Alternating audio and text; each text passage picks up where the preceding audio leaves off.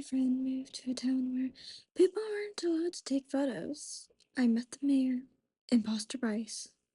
As I pented him, stuck around for a couple of hours before shuffling off to God knows where. Once he was gone, I took fugitive in the bedroom and looked the least worn and tried my best to get some shut eye.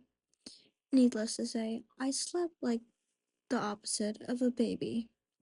Ambulance sirens stung through the night. Occasionally sounds of sniffing in the backyard bushes rang in my ear.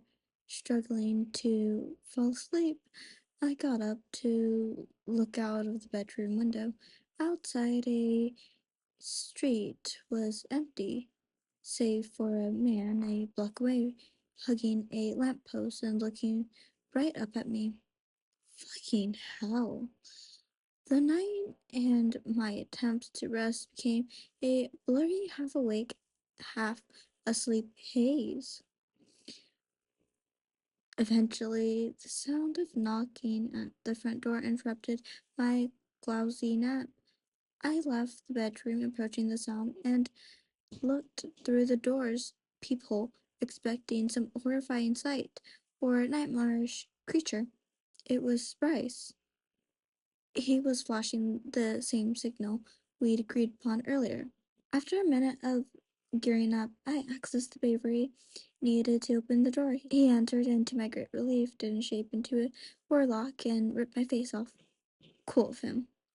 He didn't say much, not even hello. His face wore misery, and his weird, colty, sluggish outfit had splattered of blood on it. He desperately shuddered to his room, mumbling incautiously under his breath. Huh? Weirdly, having him home now was enough to temporarily override the PTSD I was feeling from the 24-hour of mindfuck. I went back to the room, and within minutes, I was lights out. When I woke up, it felt like I'd emerged from the best sleep I'd ever had, to the point that it took me a good 20 seconds to remember exactly where I was and for the misery to creep in. I looked at the clock and saw the time was only 7:15 a.m. I was flabbergasted. No way that I only slept an hour. I entered the dining room. Bryce was already breakfast ready. Plates were set out on the table. Does time work differently here? I asked, taking a seat. Bryce sized up my outfit. I was still wearing my clothes from yesterday. I should have remembered to lend you my PJs. My bad. I grabbed a forkful of scrambled eggs. I was hoping he'd start curdling his habit of avoiding my question. I took a bite. Not bad. Time, he ruffled. Not sure. There's enough weird things happening here that I don't really dwell on it. Fair enough, I said. So, I was instructed to bring you with me to today's job. I almost splattered eggs all over the table. Bring me? Me explicitly. Yep. He turned his phone around and leaned across the table to show me. Well, I'll be. There it was, wrapped in a gray bubble, the most recent text in a thread. This morning, you will visit the Parker Group building and audit their operations. Bring Rosedale Beckett with you. I sighed. I assume I have to come because not following the rules here is a bad idea. He shot me ungracefully with his finger guns. You catch on, Freddo. I decided not to protest. After yesterday's shenanigans, it was probably best I followed Bryce's lead. We promptly finished up breakfast. Bryce basically made a beeline to his car in the driveway after. Dude took his job seriously. I joined him outside, half afraid of a banshee would jump out of the bushes or something. But after things were relatively tame, actually, the only thing out of the ordinary was a gathering taking place in the auditorium's mansion across the street from us. Through the window, I noticed a gallery of well-dressed societies, like sitting at a circle and reading a book together. A book club. At this hour? I rode shotgun in Bryce's Ada. When the fuck did he get to Ada? As he drove us to the skyscraper in the town center. So, what's the escape plan? I asked. I've always been particularly shit at small talk. I'm sorry? I assume everyone in town is trying to get the fuck out of Dodge. What's the strategy? Friendly reminder that your head gets diverted if you try to escape Rose. Or did you already forget about yesterday? Yeah. But isn't anyone there crafting, figuring out some way to break from this hellscape? Ha! I think we're all still in the learning how not to die phase of things, he replied. Disappointing. Is it only is going to take me a few days to become just as resigned to things as Bryce's. I distracted myself from the melancholy by carefully eyeing the buildings we drove past. Library, convenience store, sex shop, convenience store, auto parts, steakhouse, convenience store. This place is fucking weird.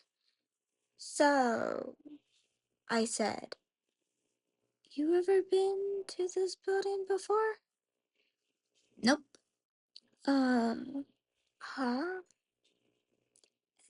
And what about auditing?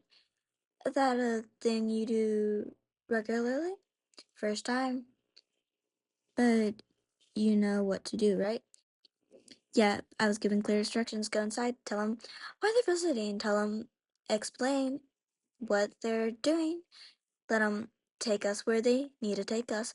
If anyone has any concerns, say that they're friends of Melanie Lane. Right. And who's Melina Lane? No clue, he said. Oh, right, another rule. Avoid small talk with employees. We closed in on the high-rise. Bryce slowed down to find parking. We stepped out of the car, the looming building ahead. We walked under the protecting compound as the stone pillar framed our path. I noticed groups of people lurking behind the columns, peeking their heads out, almost glaring, some smiling. Bryce, I'm kind of scared. Don't worry about them. They won't do anything. Okay. We reached the entrance. The motion sensor sliding doors parted gracefully, inviting us in. We crossed in the lobby. A very sharp-dressed greeter approached us.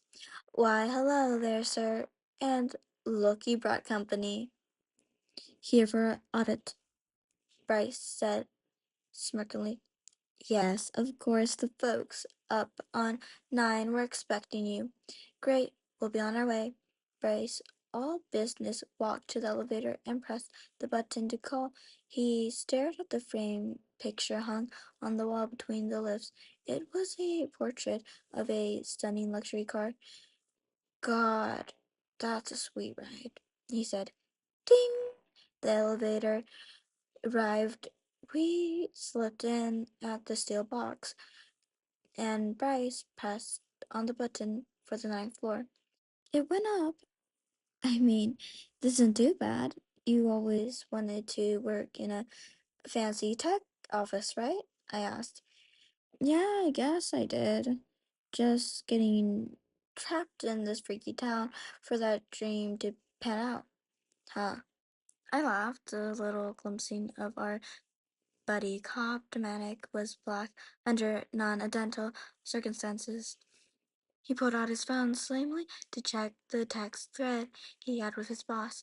Alright, so recap of the rules. If anyone asks, friends of Manila Lane.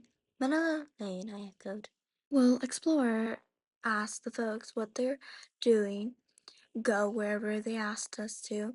We'll take notes. We won't make small talks with them. Very simple. Got it. I nodded. The lift trembled momentarily as it settled into the ninth floor.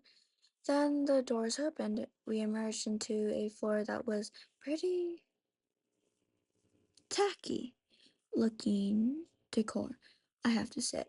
It looked dated, unbecoming of the prestigious looking building it was housed in. We started down the hallway, flanked by the boardrooms on both sides. It sounded like business meetings were underway. Bryce entered one of the rooms seemingly at random. I trailed behind. Inside, a group of gentlemen, all dressed in prestigious white shirts, black ties, and sharp dress pants, sat around an age-laden table. Looks like they all got the dress moment for today. They momentarily paused for their discussion, looking up at us with puzzled stares. Here for Ada, Bryce announced curtly. Carry on. Bryce produced a small note and pen out of his coat pocket and began jotting down notes. The professionals hesitated briefly before assuming their conversation. So, as I was saying, one of the men said, we're finishing the design for the next convenience store. Not the echoes around the table. We need a clear, open road leading to the convenience store. Another contributed, no construction whatsoever. I'll oversee that. Again, a chorus of disagreement from the room. What about blood? A man interjected. Heads turned to his direction. If it's a significant amount of blood outside the convenience store, he simply declared, we'll need to assess to manage it. The pattern continued. Mumble of affronts shares between the employees. I had to ask myself, what in the ever loving fuck were they talking about? Yet my confusion went undershared. Bryce continued to scribble on his note, unfazed. I wondered if Bryce noticed the man seated at the end of the table. Blood pours from his eyes into his fancy shirt. The man was with a disturbing smile who kept whispering instinctively, blood outside the convenience store, blood inside the convenience store. Thankfully, or maybe regretfully, Bryce seemed obvious to him finishing his note taking. He left the room, and I followed.